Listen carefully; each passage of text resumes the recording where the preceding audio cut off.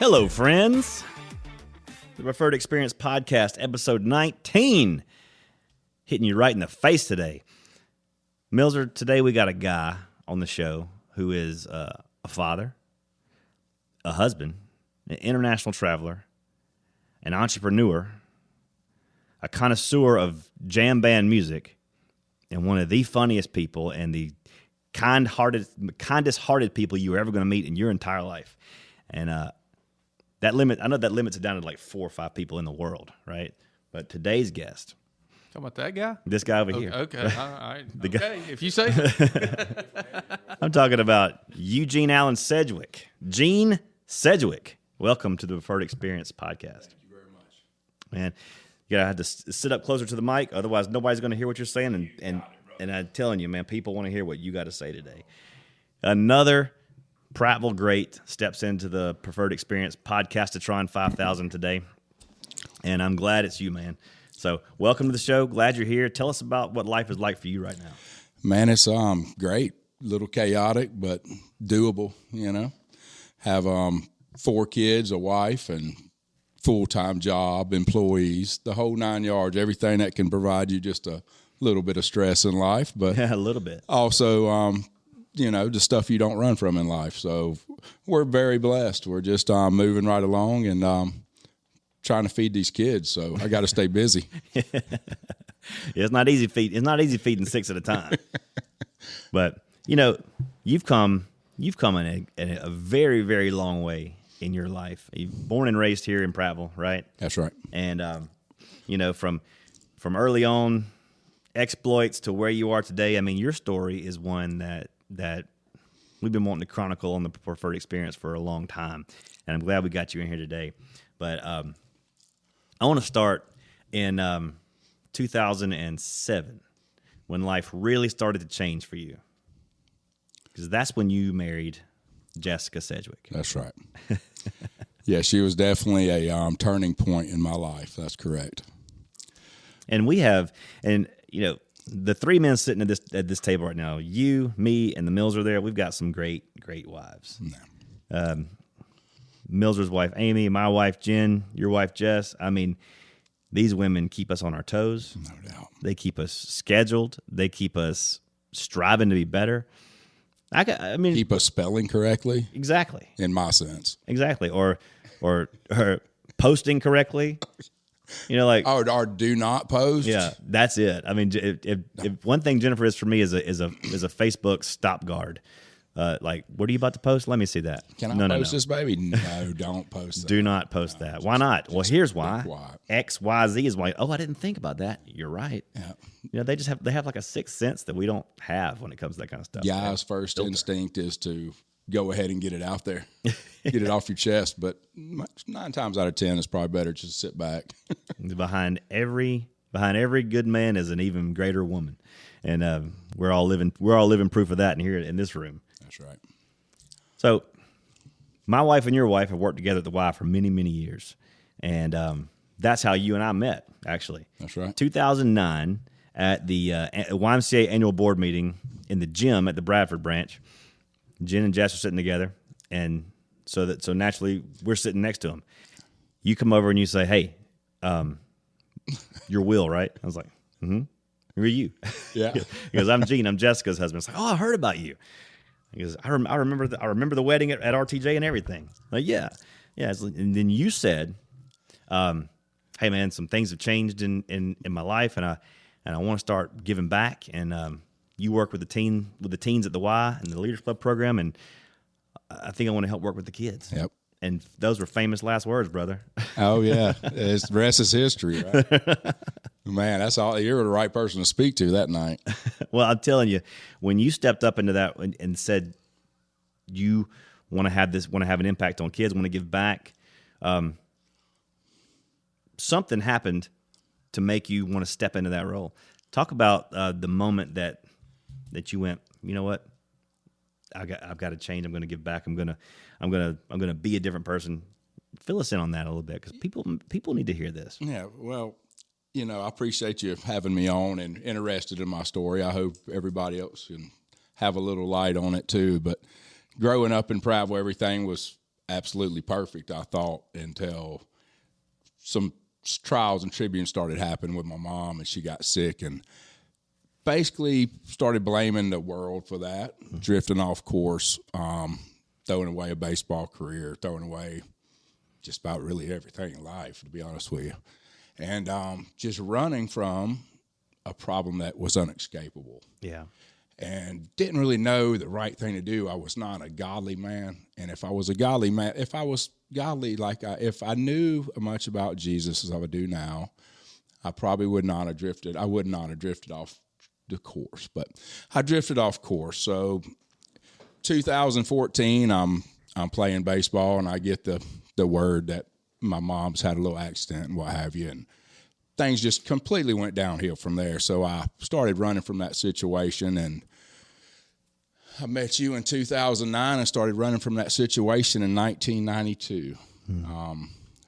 So we could almost round it to 20 years. Right. I feel like I definitely lost at least that, but lost a lot of friends, lost a lot of family, lost a lot of time, lost a lot of brain cells, lost a lot of everything, just trying to run from a situation that was unescapable.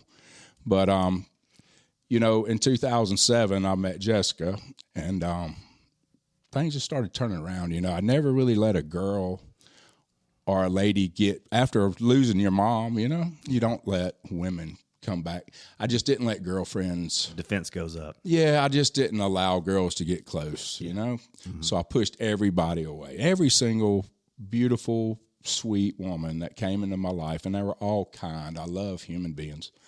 Came into my life, I just pushed them away, because once I started getting too close, I thought I was going to lose them. Yeah. So in 2007, I met Jessica, and I was like, oh man, she's great, and then eventually I started pushing her away. And shortly after that, I pushed her away. We broke up, had some things going on, and I realized that I probably made the biggest mistake of my life. And I got her, a few things happened in between, and I finally reached back out and kind of, bit my tongue, told her kind of the story about my mom, because I kind of kept it, and I told her I just wanted to spend the rest of my life with her, and the rest is history, right?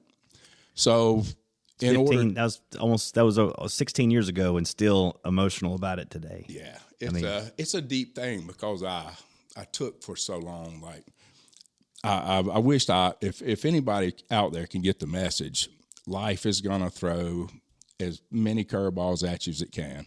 My curveball was my mom dying. Wasn't ready. Struck out on that one. But hit a home run with Jessica, and that was a blessing. And I hit a double home run with getting the Lord in my life, because I'll be honest with you, once I found out what he did for us and the story behind Jesus and just everything that comes with it, the love, the sacrifice, it just made me want to be a better man. And I do get choked up talking about that and about that only. Like, there's not a lot that makes me cry, but no, there's not much. That's definitely one of them. I feel like I'm a pretty tough guy when it comes to that kind of stuff. But, I'm okay with crying about that, because I know that's okay to cry about. It's real. Yeah. It's just real. Real men shed tears. I've shed quite a few in the last 48 hours. I know what you're talking about. So no doubt. You talked about this having an encounter with the Lord and really giving your heart to Jesus for the first time, and your mom's death kind of brought you to your knees on that, and helped you realize, because she was a believer, and she wanted that for you, and now she sees you and she knows you have it. But I'll tell you, one thing that to me, what I've noticed is, we all have talents and gifts that God gives us. Whether you're a believer or not, you have talents and abilities you're blessed with. You are an encourager, you're a motivator, and you're a shepherd. I mean, you look after people. You just genuinely care about people. But when you gave your heart to the Lord it's like those abilities in you became like supercharged. It sure did. And man, it's put you on a whole different plane. And there's been a lot of things that have been thrown at you over the last few years that would cause the average man to run. But because of your supercharged abilities to stand in the gap, because of relationship with Christ, you don't run. That's right. I've been in a way hardened by the troubles that life throw at you, and I'm still human and still get affected, but I try not to let the outside world see that, and I try to deal with it more biblically than I do with the stuff I used to deal with it with, which are not the things you want to deal with troubles with. So sure, yeah. Well, shortly after you got married to Jessica, and shortly after, I guess while we had met in 2009, you were in the middle of trying to create a new business. That's right. Supreme Greens Turf Management. In the turf business, they reign supreme. That's right. And I'll tell you, what you've been able to create over the years with that company is just phenomenal. The way you treat your employees, the way you handle your business, the way you put yourself out there is just fantastic. But that didn't come without some scrapes and bruises along the way. You had some pretty interesting jobs before you became the owner and founder of Supreme Greens. Talk us a little about your professional journey to where you are today. Well, I wouldn't necessarily say it was a professional journey, but I think I've done everything under the sun, from chicken coiling on a chicken farm. Chicken culling? Coiling. It's called, you go in and you coil the chickens that are weak or going to taint the other chickens. Like you go into a chicken house with a couple thousand chickens and you see one limping, you've made yourself a PVC pipe and you have to terminate that chicken. And what is the process there? For me, pipe? Not wanting to see anything suffer, I tried to do it as painless as possible. So you just whack it with the pipe? I made a PVC pipe with a pretty heavy tip on it where I just came right over top and try to end it with one lick. Dang. But you had to coil them. That was my job. Mm-hmm. I went into a chicken house with 1,000 chickens, and they said, if you see one gimped up or limping, you got to. I was like, really? That's my job? And it's like, yeah. I was like, okay. It kind of sounded like a joke at first, but that was my job. I coiled sick chickens. That is some Mike Rowe Dirty Jobs episode stuff. And it was not it was like your boots would hit the demon, you'd take your boot leather off. It was like. It gets funky in there, right? It was funky in there. And where you took the chickens was even funkier, but we won't get into that on this podcast. That's the second worst animal control story behind Chip Powell and maintaining the horses at the vet school in Auburn when they had to dispose of them. Oh, the dead horses. That's a little bigger. Chainsaw and 55-gallon drum. Oh boy. Yeah, I have that sounds pretty bad. Another animal disposal story that I run off on a tangent here. We'll get back to this in just a second. But I have a friend who's a cattle farmer north of here, and when he was younger. Before when he was, I think he was still a teenager, actually, young teenager. And his dad ran the farm. He said, "There's an old cow out in the field, just laid down. It's not getting up. You got to go put it down. Take the 4-wheeler, take the gun. Oh wow, go put it down." So there's a big gun to put the cows down, and there's a little gun. There's a 22 sitting there. He grabs the 22. I don't know if you know anything about 22s and cows. It takes a lot of 22 shells to put a cow down. So he rides out to the cow. I mean, sad that he has to do it. Takes his little 22 and puts one right in the skull, and the cow just starts shaking. So he shoots it again, and he starts shaking again. Shoots it again. Shot it like 28 times. Oh my God. And the whole time he's just squalling like, "Oh God, please die! Why won't you die? This is I mean, it's the saddest thing I ever heard in my life." And finally, after about 30 rounds, the cow gave it up. But it was the worst thing I've ever heard the kid go through. But he's better for it today. He knows not to use a 22 to take down a cow. Yeah, well, something about my entryway into the chicken coiling business, I knew my weapon had to be superior. Right. I did not want them to suffer. I didn't think a small weapon would work, so I did the heaviest, and I did not allow a chicken to suffer. It was quick and painless. I thought it was a terrible job, but it's a job that it takes place at every chicken farm in the United States. That's crazy. So it was 6 different bays of 1,000 chickens. So I had to go in one, do my coiling, take them in a bucket, so on and so on. But that's one of the weirdest ones I've ever had, but worked a few throughout life. Yeah, wow. So chicken coiling to Supreme Greens. Now, when you first started Supreme Greens, you had basically a tank top and a lawnmower. That's correct. I was called the Kenny Chesney of the lawn business. That's right. Yeah.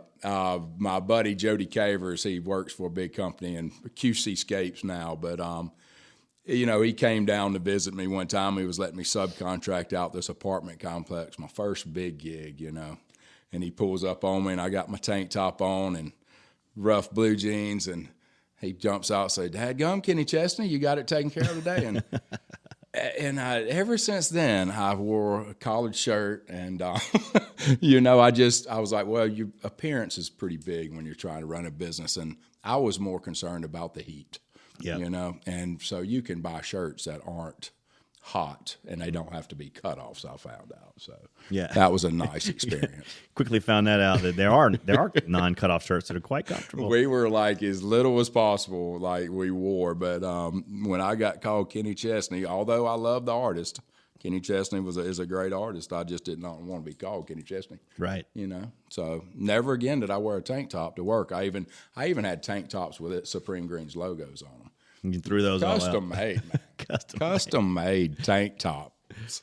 But no, never again, man. He made me dressed apart. So well, and you slowly grown this company, and you've gone from just the turf maintenance side of it all the way down to now chemical treatment. That's right. And that's no easy task to get certified in that. No, it's not. We started off doing course maintenance in 2008 when I got laid off from the housing industry. And once the housing market crashed, I went full time and started giving a few people my weed control jobs. One of them was True Green, and they came behind me and tried to take a apartment complex from me. Mm-hmm. And I was like, well, man, that's not right, So I was like, well, maybe I need to get my license. I started looking into it, and I was a basic guy when it came to school. I didn't really get too involved. I did enough to graduate, but that OTPS license that I had to take for my chemical test was pretty intense. Did a lot of studying and passed it on the first time, but I studied longer than I was. I passed the test without taking it to study more. Yeah, and it really helped me out. But now we're a fully licensed chemical provider, and been so since 2013. So it's been a blessing, now that we can do both. We can come in and do the whole thing when it comes to your lawn maintenance, from the chemicals all the way to the maintenance of the yard. So it's been a blessing. Absolutely. Yeah. And we talked about this off air. There's a whole lot of management and maintenance companies in the river region. Yeah. And you would think like, well, there's got to be something to separate. So I see a distinct separation between Supreme Greens and the other guys. So what separates you from? What'd you say? So what makes Supreme Green reign over the rest? Well, I tell you, man, the dedication to the product. Like, I've always been a firm believer in the details. You come in there, everybody you call says they've weed eated. We have our own way of weed eating. There's a way that we do it. You look back and you got grass coming out of concrete. You just have to see the fine details on what's not supposed to be there. It's kind of, in a way, it's art. How would you want your house to look? Yeah. And if you're going to do this for the rest of your life, then you want it to be perfection. And we really strive on that, from our weed control all the way down to our maintenance. Now, we do make mistakes. We have, we train, but I go back behind each property and check it out, and we try to critique in a kind, gentle manner. I try to run the business more biblically than I do as a dictator. I guess I don't want to. I've never been to, like, we take off almost 2 to 3 weeks at Christmas, which might be my downfall, but it drives the morale up in the company. And so if I see somebody that's made a mistake, I will walk them back through it and gently tell them what we need to do as a company to make it better. And I just think it's really paid off, just the paying attention to details. Sure. So, yeah. The way you take care of your people, though, is really, really remarkable to me. I mean, there's not a lot of lawn maintenance companies and chemical treatment companies that would pay their employees year round. Right. There's an off season for sure. Yeah. But you recognize, hey, my guys, they have families, they have people they're responsible for, they have bills. We need to pay them year round, and you do that, and that's no easy feat. It's not, and it started off way harder than it is now. It's gotten easier the bigger we've got, but at the beginning, and I've done that since the beginning, I keep everybody through the winter, so I put everybody on salary, and I got all these guys in the lawn care. Man, that's crazy, man. You probably I just give my guys a couple $100 during the winter months and whatnot. I'm like, well, my guys kind of need the same money during the winter they need in the summer. So I just decided to put everybody on salary, and it works out for me because I feel like my heart's in the right spot. Yeah. Nobody's suffering at Christmas time. Nobody's, why is my check $200 instead of $500 or what have you? I just do it for the morale, and I know everybody has a family, so we just want to keep them going. And it creates brand loyalty too. I mean, you're not going to get that deal hardly anywhere else. No, you're not. And it's like at the beginning, it was, my winters were tougher than some of the employees, but it was like, I know when I come into spring, I'm going to, like at first it was Tyler and Josh. I know I'll have them in spring. I won't have to look and train somebody in March. Right. So I'll be a little light going there. So from 2009 to about 16, 17, it was tight, and it's still not like, the money trees in my bedroom or anything, but it's gotten more comfortable because I know I'm doing the right thing. Mm-hmm. And our clientele's increased, I think, because we're such a kind company. We care about customers, we care about people, and I think it just has helped us tremendously. Well, there's no question about it. The proof's in the pudding, as they say.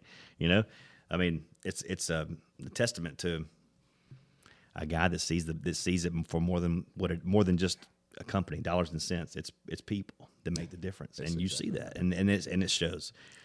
One thing that I've also known about you is that what you see is that you see people. We talked about that. You see people, but for what they are, you love people, love helping people, and that parlayed into helping people not just here, but helping people all over the world. All over the world. We've been so many places together. We're going to get into that in just a second. But Supreme Greens was, at the time, when you started it, we talked about this just off air. When you started it, you didn't know where it was headed. You were going into business. And that's a big step. And the Lord has got a plan for this somehow. We don't really know what it is. Then you have two babies.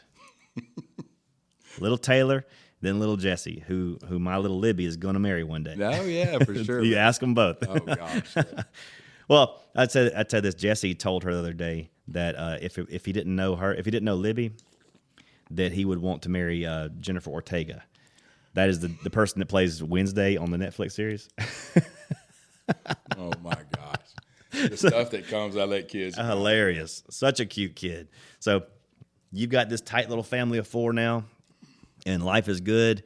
And then something happened. God had other plans for your family. He's going to grow it in a way you didn't anticipate on growing it. That's right. Yeah. Talk to us about that. Well, I think it was just from over praying. Jessica and I went through a miscarriage early on, which was pretty tough. And that, we were very excited because that would have been the first kid my mom would have got to see before she passed. But lost Blueberry, that's what we named the little baby we lost. But lost Blueberry, and for 5 years we couldn't have kids.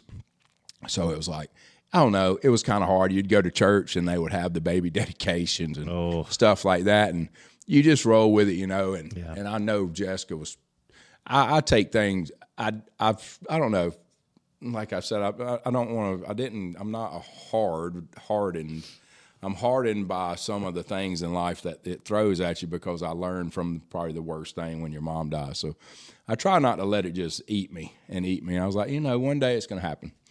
But it was just a never-ending story. It's like 5 years later. And then, so we do a lot of praying. God, please let us have, when it's time, just let us have children and whatnot. And so, God being the comic that he is. Great sense of humor. I think once we had Taylor, we had a family of 3 and everything was rocking and rolling. Then we had Jesse, and we moved up to a place on County Road 4, and we ran into Caleb and Katie, who were 2 young kids who needed love. Yeah. And we took them in, and see, I guess it's more than again. just my mom. So yeah, I guess I'm an emotional guy now. I guess that's okay. But no, we took in Caleb and Katie, and now we have a fully adopted, like they are ours 100%. And so now we have a family of 6, and we are blessed beyond means. And I know that's why everything happens for a reason. Supreme Greens is growing so I can pay the pantry bill. They eat you out of house and home. I mean, the pantry bill is, the pantries get stocked every Friday because of Supreme Greens. And we need it, because 6 people eating out of the pantry gets pretty hefty. Yeah, absolutely. Especially when 2 of them are teenagers. Oh, gosh. Right? Yeah, little Caleb, he's trying to grow. So it's not little Caleb anymore. No, it's not. I worked out with him yesterday, and him and my Caleb went to the gym with me yesterday, and that dude is getting strong. He's getting strong. Really strong. And they're good kids, man. They're good kids. They just needed love, and they got it, and they appreciate it, and we appreciate them. And, it's not easy. None of it is. Even just 1 kid's not easy, 2 kids not easy, 4 kids not easy. Life's just not easy, but it's doable, and it's rewarding. So we just keep on niching, knocking away at it, man. It's really amazing, man. And those kids have just grafted right into your family, and wouldn't really know. I mean, people actually say they look like me. I don't mean to interrupt you. No, they do. I was going to say they start to look like you. Yeah, I mean, Katie's tall, like Jessica. I mean, so. They say, "Oh, your boy looks just like you," and I just go along with it. Yeah. So sure does. Yeah, it's awesome. But man, I admire you so much for what you're doing, for how you're raising that family. A lot of people would say, you're bringing in 2 older kids that are older than your own kids. That's so dangerous. But you had counted those costs, and those kids you had been loving on them for way, way longer and taking care of them way longer than before you had actually adopted them. It was already a family pretty much before the adoption. It was no choice. Yep. When the Lord puts something in front of you and tells you to drink this cup, you drink it. Yeah. And you did. And I mean, that was a scare. Like, how are we going to pay for all this? But the Lord has provided. It has. The Lord has provided a way all the time. He always provides. That's right. And it's, the love that, you go into any situation with love, and if you end up coming out with 2 extra kids, then it's just more love there, right? That's right. And I've just learned to love, and the consequences are they fall by the wayside. They're not that tough, Yeah. Not tougher than some of the roads I've crossed getting to them. Right. So we just roll with it, and if there's more kids to come, there's more kids to come. But we're just out there to care. And your house there at the end of Corley Road there has become like a safe haven for lots of kids. There's a lot of kids there at some point. Yeah, I mean, it's like a school at times over there. It's like how many kids are here now? 1, 2, 3, 4, 5, 6. I mean, they know that's a safe place where they can be, and you don't. You're like the Y. You don't turn anybody away from inability to pay. No. And I've taught 3 young 14-year-olds, well, Chance is 13, how to drive a stick shift. Yeah. I mean, Lost I feel art. like I'm doing good things up there, Exactly. No, they're seeing the love of a Heavenly Father through what you're doing with them, and that's just it's remarkable to me. Well, thank you very much. And one thing, I want to shift gears for a little bit here. Speaking of the love of a Heavenly Father, it's been our desire for many years to take that message to the world. We say it all the time at the end of the service at First Baptist Church, the Great Commission, right? Go therefore into all the world, into all the corners of the world, teaching them all that I've told you. The Great Commission, baptizing them in the name of the Father, the Son, and the Holy Spirit, teaching them all that I've told you, and behold, I'm with you to the end of the age. We say it every Sunday, and we put that to task over the last few years through the YMCA Global Leaders Program. In just a short 8-year window, we've been to Armenia. We've been to France. We've been to the Czech Republic. We've been to the country of Georgia. We've been to London. We've been to Germany. We've been to Colombia, and multiple times. And every time we go with the Global Leaders Group, and we haven't been since COVID. Lord willing, doors will open up and let us go again soon. Yeah. Because when you travel the world with a group, and you're proclaiming the gospel to people, it changes you fundamentally. Right, and all you want to do is go do it again. That's right. Go do it again, and we could go on and on about those trips. But it seems like every time we go anywhere to a foreign country, we get into some kind of I don't want to call it like not a problem, but like hijinks or chicanery or we get bamboozled. But something happens every time. And I would like to start this foray into our international travels with a trip to the country of Armenia. Now, Armenia is a tiny little country, about the size of Maryland, sandwiched in between Syria and Iran and Azerbaijan. Not friendly countries, right? And north of Armenia is the country of Georgia, which you can actually travel into. But if as an American, you're not traveling into the border states. That's Turkey, Syria, Iran, Azerbaijan. You're not going there. But the people in Armenia that we encountered there were just wonderful people. They're warm. They're hospitable. You don't understand a word of what they're saying, and they understand very little of what we're saying. But somehow, some way, you manage to make lifelong friends despite a language barrier. And that's the Lord doing things like that, like overcome these language barriers. But you in particular made some lifelong friends in Armenia. One and the one the name that always sticks out is the name Vanush. And I'm gonna key you on this in a minute. I want you to take it from here. But we're standing out. The whole global leaders group is standing out in the middle of the Armenian national square. And this is on the second trip. Second trip. You've already made friends with Vanush, and on the first trip. On the return trip, we're touring Yerevan City Square, beautiful capital. And you got to remember, Armenia is a former communist state of the Soviet Union, and so communism fell in 1992 there. I think it was 92. So they've had a very short window of capitalism. So most of the cars in Armenia are still quite old. They're like Yugos from the 80s, little boxy 4-door sedans about as big as this red table we're sitting in. And we're standing there. The cars are just going everywhere. There's no real rhyme, reason, traffic. They're just zoom in and out of the back of this traffic jam. This white Yugo comes ripping around the corner and does like a donut right in front of us and like squeezing it, parallel park right there. And they jump out of the car and they grab Gene. Gene was kidnapped from us in Armenia. He was kidnapped. We didn't know what to do. All we knew is that they had thrown Gene in a car and they drove off. And we're all standing there watching the car drive away. And I looked over to Rima, who's one of the Armenians that spoke English, and I was like, "Do we know them?" And she goes, "I think so." I said, "Do you know where they're going?" "No." "Do you think they'll bring him back?" "Probably." That's all we knew. We don't have international phone plans. We're in the middle of nowhere. So you were kidnapped in Armenia. Take it from there. Well, I tell you, first of all, I don't think I was manhandled and thrown into the car, but that was a good lead into that. But the sliding into the facility that the group of children that we were escorting through this mission trip, that's pretty close to accurate. But didn't know a Yugo could do 70 miles an hour. It was actually, I thought it was a Mercedes. Was it? Older Mercedes. Boxy. But still, yeah. Boxy.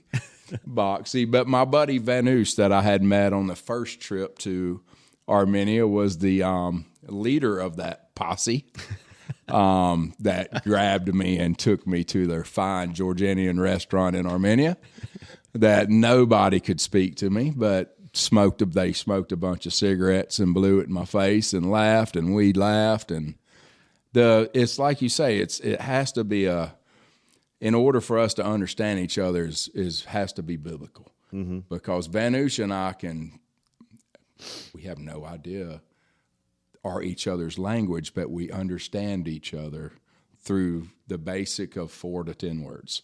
Mm-hmm. And it's very nice. But Vanush is a young man over there that he does not even have enough money to leave Armenia. Right. Very sad situation for a lot of the Armenians. And, they took me to a restaurant. We ate, we drank, we socialized. And then they brought me back, 4 or 5 hours later. And everybody was worried if I was going to get back. But, I'm a big boy. And, we were going to find our way back somewhere somehow. Yeah. Meanwhile, the rest of the group's going, God, it's been 5 hours. What are we going to tell Jessica? Yeah, no doubt. It might not have been the best decision of my life, but I made so many bad ones. It was probably one of the better. Consider some of the bad ones I made in college and high school. I was like, well, this is not too bad. Well, given your history, if anybody was going to get kidnapped, it's best that it was Gene because he can definitely get back. I'm going to get out of the car. I might not know how to get back, but I'm not. Yeah. We're going to find somebody that speaks some English. We're going to get back. Yeah.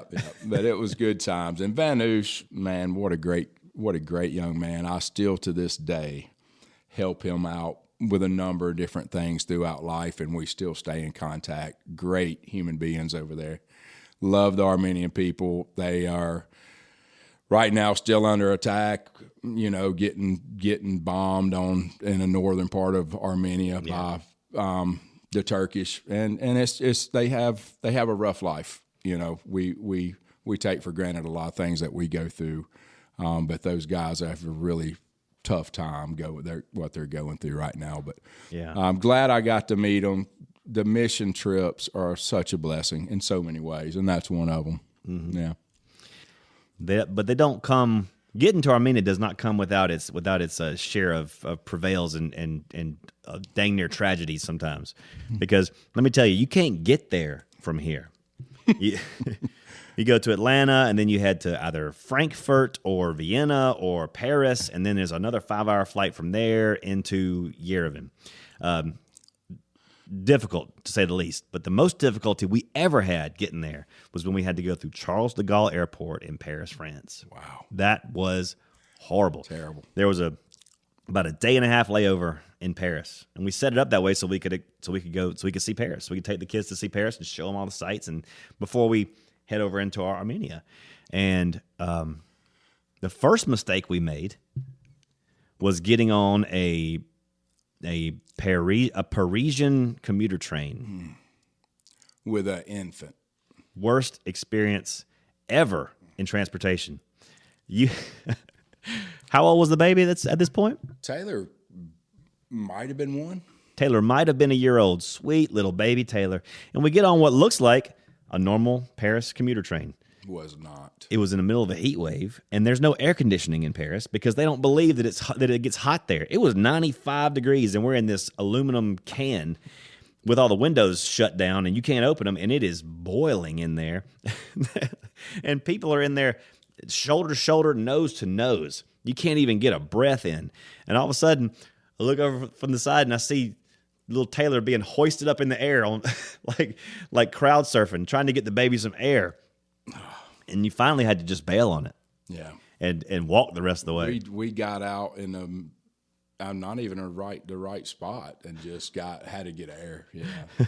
We were beginning to wonder if we made a mistake on our parenting skills, but we know that all paths are not going to be easy. But we're like, this is our little 1-year-old, She's a little subject to heat and stuff like that, but a little nervous there, but everything worked out great. We just had to get off the train. Yeah. Yeah.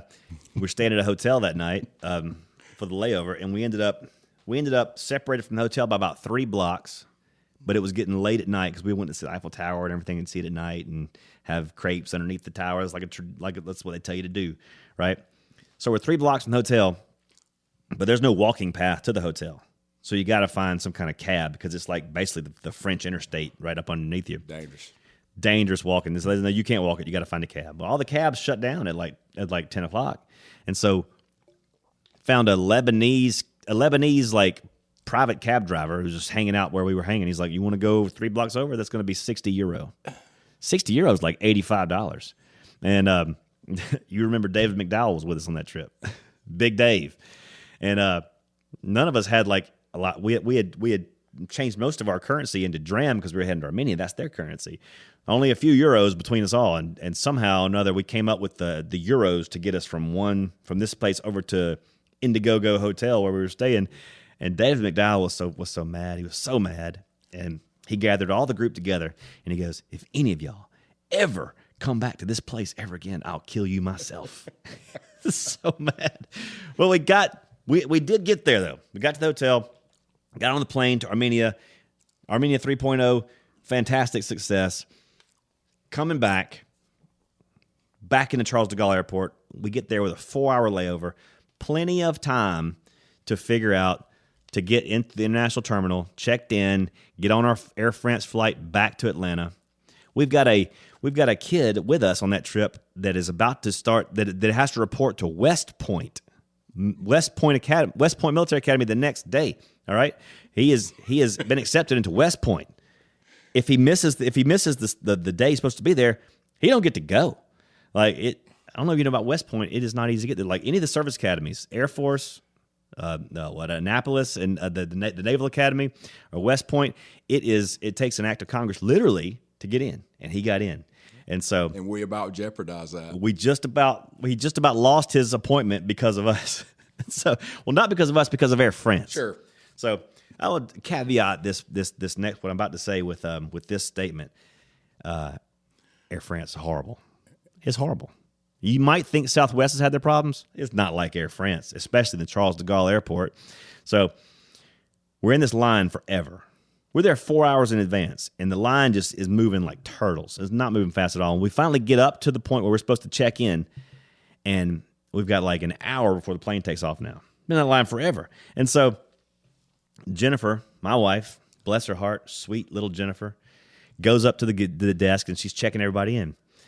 And the ladies the little French ladies at the desk go, Monsieur, we are not finding your names. You cannot board the flight. We do not have a names. And Jennifer said, "No, look, here's our tickets. Here's our paper tickets. We need to get the boarding passes. We got to get in. No, man, we cannot find your names. We're not here. There's nothing here." And Jennifer, they said, "You must get out the line. Go to customer service." And Jennifer's like, "We are not going to customer service. Not getting out of the line." She raised her voice so loud, and like all our little global leaders, they got their bags in their hand, and she's like, "Drop the bags! Drop the bags! Drop the bags!" And she goes up and she goes, I've never seen her get this way before, but she went postal. She does not get that way. And she goes very often. She's pointing her finger at the girl across the desk. She's like, "I want the CEO of Air France right here, right now, with a big check for $25,000, because that's what we paid to get on this flight that you won't let us on. Now you make something happen."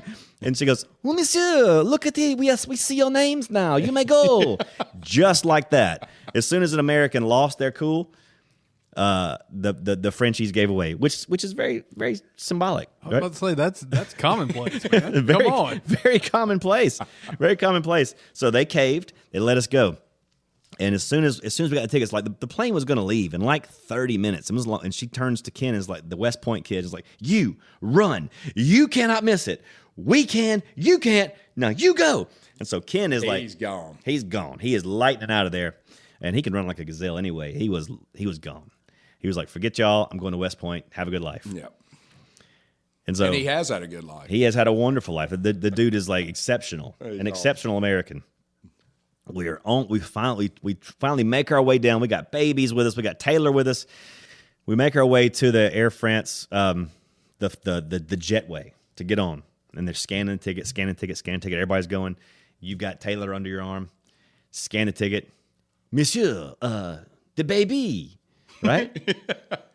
She cannot go. She does not have the boarding ticket. And you did the coolest thing I've ever seen anybody do at an airport. He takes his sweet little 1-year-old child and sets Taylor down on the ticketing table. And he goes, all right, you keep her. We're gone. And he starts walking down the jetway, and Taylor starts looking at him like, is this okay? Is it okay? Monsieur, the baby, you cannot leave with the baby. She goes, nope, yours. We're gone. We're going to America. Bye. Just like that. And then finally they go, Monsieur, please, just take the baby. We will figure this out. And so Gene's like, that's what I thought. Takes the baby, takes Taylor on the airplane, and somehow it all worked out. It worked out. But our pictures are up on the wall at Charles de Gaulle. Gotta be. Yes, it was a mess. Do not accept airline bookings from these people. I'm sure there was a few more things said, but we'll keep that off record. That's for another day. You better believe y'all are the example of this is what you deal with Americans. This exactly is why what we it is. do not like Americans. Yes, stupid fat Americans. Set his baby on the counter. Now, to be truthful, everybody, he wasn't going to leave the baby. Was never going to leave town. But he knew that was going to prove a point. Like, we are leaving. Yeah. You cannot keep us here. We're Americans. We're going home. Going home. And at that point, we were ready to go home. We were ready. It's been a long trip. Then we had a layover on one of our other trips in London. Beautiful, jolly old London, and the Diamond Jubilee year, where they're celebrating like the Queen's Diamond Jubilee, whatever that, I forget what that even means, but it was a big deal.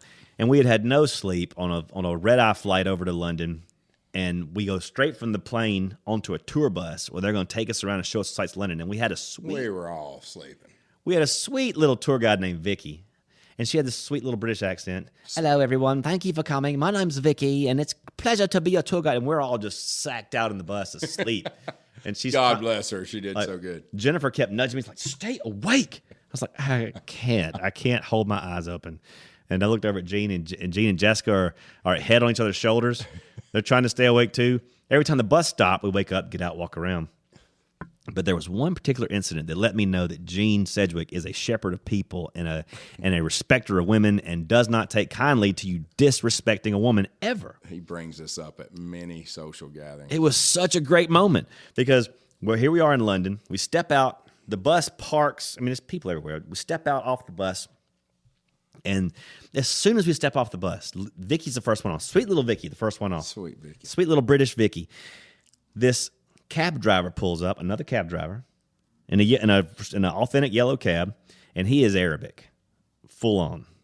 And he's got the head wrap and everything. And he gets out, and he is just berating tour guide Vicky, berating her about how she can't park here, and it's not even in English. It's in his Arabic tongue. And Gene is walking off, and he hears this, and he turns around and looks and sees Vicky going. She's like kind of intimidated by this guy. He's bullying her, and Gene steps in between the two, and points his finger at that cab. He goes, "Hey, you don't talk to women like that. And you go on and you get in your cab and you get." And the guy looked at him like, "I don't know what you're saying, but I think you're angry." And Gene's like, "I'll ask you again. Get in that cab and you go. You get." He got in his cab and he left. And next thing you know, Vicky is like hanging all over Gene like, "Oh, you are so great, Gene. You are so great, Gene. I thank you so much for what..." She's British. "You're so great, Gene. Thank you so much for what you're doing." And like from then on, Gene and Vicky. Got to remember all his different. Gene and Vicky were best friends. Vicky liked me. Vicky's sweet though. Very sweet. I'm not a big fan of being mean to people. So yeah. You never have been. No. And I thought that's the first time I ever saw it. Like Gene have to step into action to defend a woman or to defend anybody that's getting bullied. But that's your shepherding instinct, man. You've got that in spades. And after that, I was like, that's a real dude right there. Well, thank you. My wife was probably telling me to come on and stop. So I appreciate you admiring that. Yeah. And I was once he got in the cab, I was like, "Yeah, that's right. Get out of here. Get out of here." Once he had officially turned around. When you point. Oh yeah. Yeah. There's nothing more international than the point. Yeah. Right? Please tell me at some point he said, "Get on out of here." It was like you going out of here and you get. My country accent so good at parties. Like, You get down that road and you get. It was beautiful. So beautiful. I'll never, as long as I live, I'll never forget that. Thank you. I'm glad I could give you a memory. And then, of course, You can't forget our trip to the Czech Republic Yeah. for the YMCA World Festival. There was very, very poorly organized on the people of Prague's part. They stick us in this. They've got to have housing for thousands and thousands of people that are descending onto Prague for this World Festival. The cool thing about the World Festival is it's 92 countries there, and the common language of the festival is English. So you're speaking with people from all different cultures. They all speak English, and there's no language barrier. So it's like, here we go. We're about to make some gospel noise up in this place, right? And so the housing becomes a problem. The housing becomes a problem because there's not a lot of air-conditioned locations in Prague, right? So, again, another former communist state that's full of communist hostile locations. And they put us in this place called Hvezda. Hvezda. I'll never Listen forget to that real well and never, ever visit it. Never. If you go to Prague and you're looking for a place to stay, don't stay at Hvezda. We're in there. We're in this place. It's this 5-story block building made of concrete and concrete, right? And it's obviously been it's communist era construction. Nothing fancy about it whatsoever. No air conditioning whatsoever. And it is a heat wave in Prague. Again, another heat wave. It's like 90 degrees. We hot. brought the heat waves, yeah. It's the Americans in there. It's the Armenians in there. It's the Icelanders in there, and Swedish and the Swedes in there. And now let me tell you something about the Icelandic people. They don't deal with heat. They don't have heat. They don't know heat. And this place is like humid and dank and awful. And so we're walking down the hallway, and here come these Icelandic people in their underwear, like women and men both together, like, and ready to take that off because they're dying of heat. They're like, it is like Satan in here, man. And speaking in their Icelandic tones. And so we're like, look, guys, this is not typical American standard living, but we have to understand that people live like this all over the place. We're going to have to get used to this. We've got to suck it up for a week and get used to this.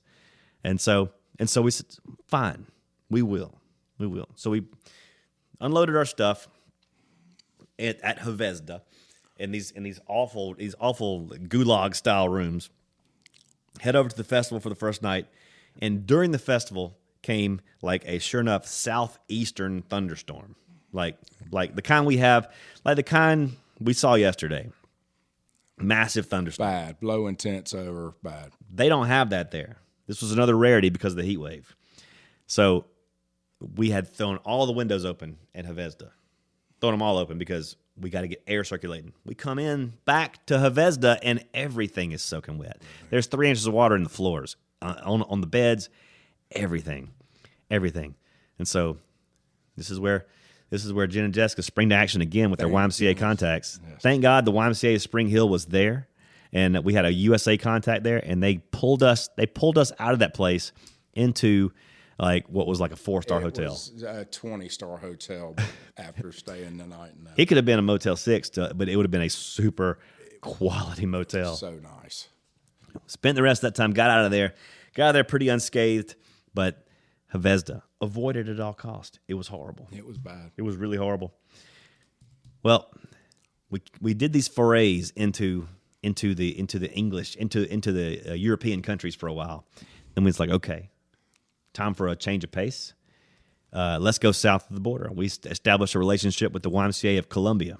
Colombia, Pablo Escobar, that kind of thing. Bogota, Medellin.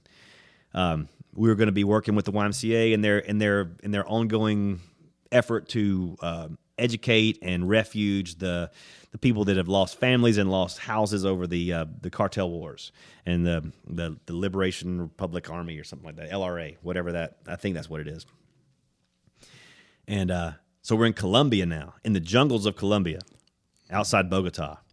And we got into one of the worst medical episodes we experienced. I mean, I would say this is the worst that it ever got on any trip. What happened to sweet little Jessie? Yeah, it's pretty bad.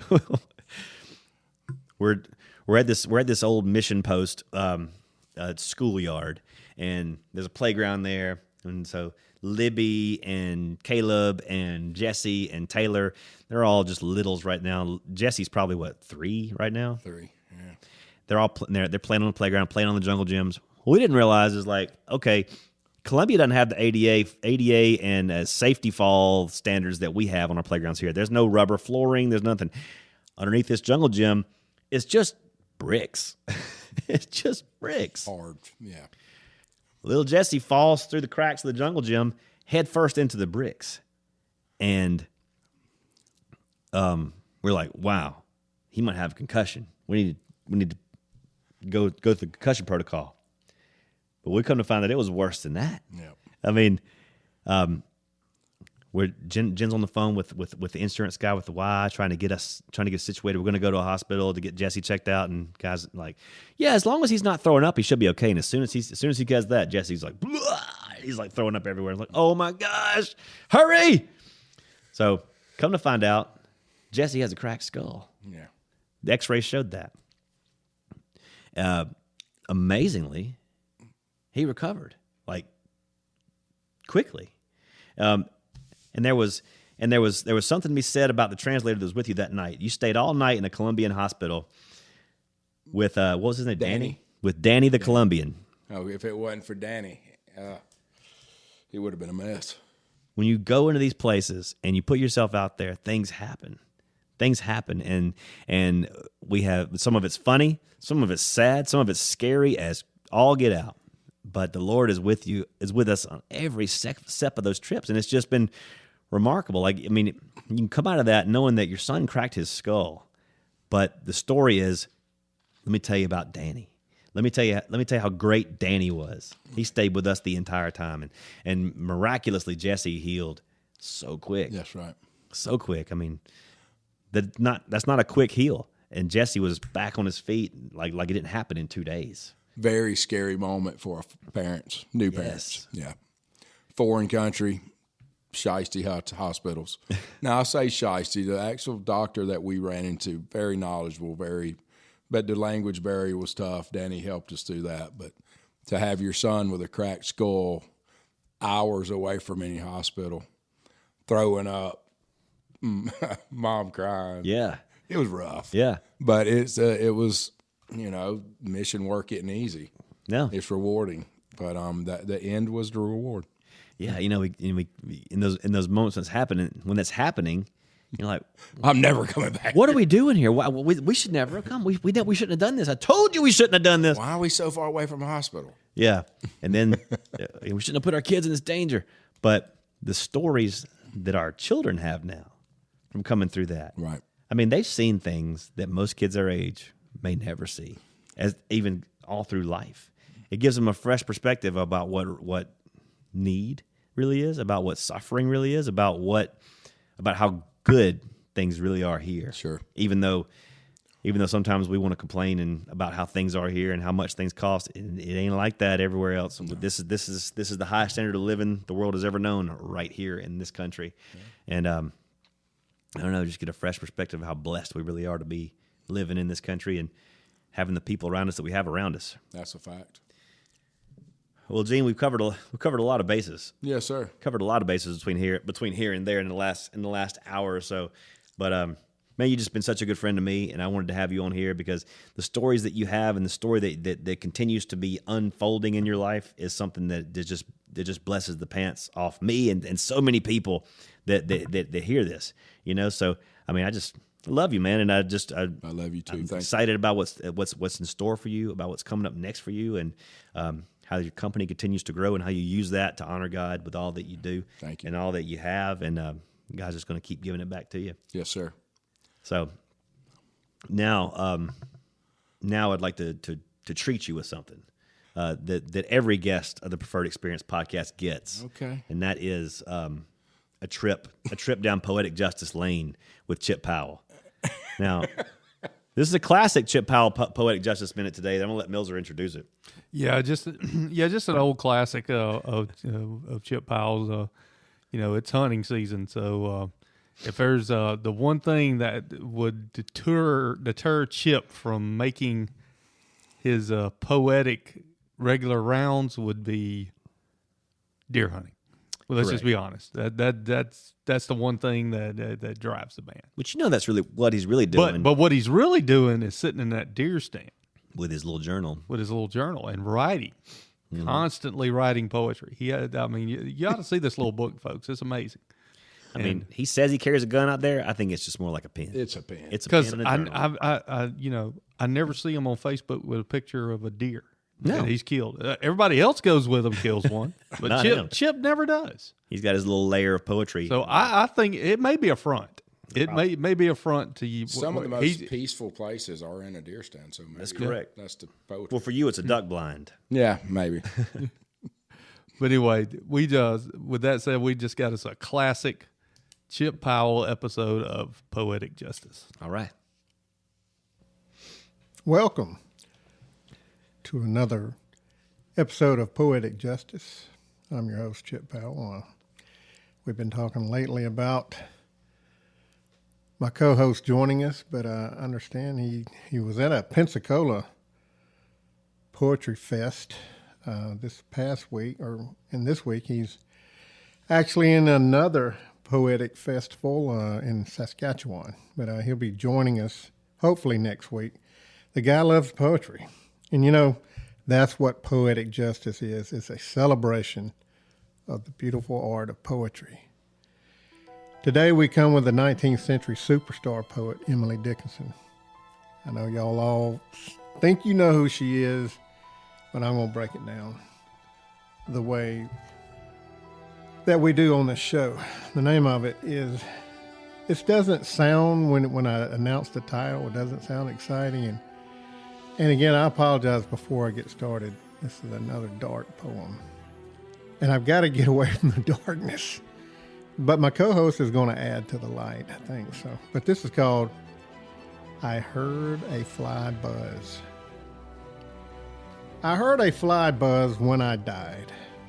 The stillness in the room was like the stillness in the air between the heaves of storm. The eyes around had wrung them dry and breaths were gathering firm for that last onset when the king be witnessed in the room. I willed my keepsake signed away, what portion of me be assignable, and then it was, there interposed a fly, with blue uncertain stumbling buzz between the light and me, and when the windows failed, and then I could not see to see. Now, the regular people like Donny, Burnett, and Will Barrett, and Stacy, Millzer, they don't have a clue what this is. All I can say is, wow. The famous opening line, fly buzzing around, is cool. It's cool, but yet the speaker in this poem is dead now. I mean, wow. And the speaker is telling about what happened to her on her deathbed. Now, we say her, but it could be a male she's talking about, or the speaker's a male. Emily usually, this is stuff I know, that you're learning here. Emily usually adopted a male voice, so listen, the point is moot. I'm going to break this poem down by Emily. This is so dark that it explains why Emily never married, and she rarely left her bedroom. That's all I got to say about that poem. Thanks again for joining another exhilarating episode of Poetic Justice with me, Chip Powell. Thank you. He really loves Emily Dickinson. Super. It's like his favorite, except for Helen Steiner Rice. Doesn't he have an Emily Dickinson sticker on the back of his truck? I think he does. I think he might actually. It just says ED. It says I think it means Emily ED. Dickinson. Yeah. Doesn't that mean Emily Dickinson? I'm not sure. Then it's all confusing at this point.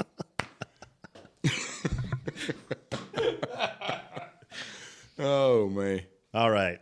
Well, see, a treat. Yeah, right? man. That's Treat all. for the senses. Yeah, no doubt. So now, the way we close every show, Gene, is with a motivational minute from a guy that you know very well, head football coach of the Prattville Junior High School football team, Donny Burnett, the Come Cats. on, Donny. And he talks about you a lot too. Donny does? I told Donny a couple weeks ago that Gene's coming on the show soon. He goes, Gino Sedgwick's coming on the podcast? I was like, yeah. He's like, I remember Gino, man. Woo! Donny's seen some growth and some failure from me, buddy. He's like, you want to talk? That's what he said. You talk about a man that's a changed life. That one right there. In 7th grade, I didn't think he was going to make it. Man, 7th grade was rough too, and that was before my mom got sick. You the man. Well, we're going to close it up with the Motivational Minute from Donny Burnett. Take it away, Coach.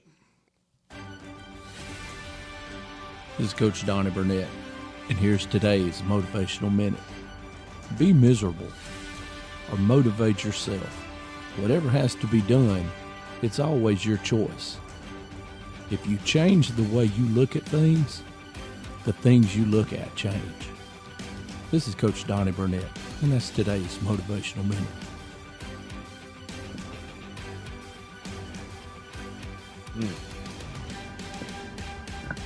Man, if that don't make you want to run through a brick wall and tackle the day, then what does? I can't wait till tomorrow morning. Gonna get out there and kill it. Well, Gene, buddy, we love you. Thanks for coming on. Appreciate the time today. Yeah, thank you for your for story. We've had some good times over the years, and I know there's more still in store for us. Sure. Millzer, anything else to add? Bye. Episode 19 in the books. Preferred Experience Podcast. See you next time. We're out. All right, that's going to do it for this week. Man, Will, love you coming in, pinch hitting, and dude, you hit a grand slam tonight. Well, expect nothing less from me, Daryl. I'm the best.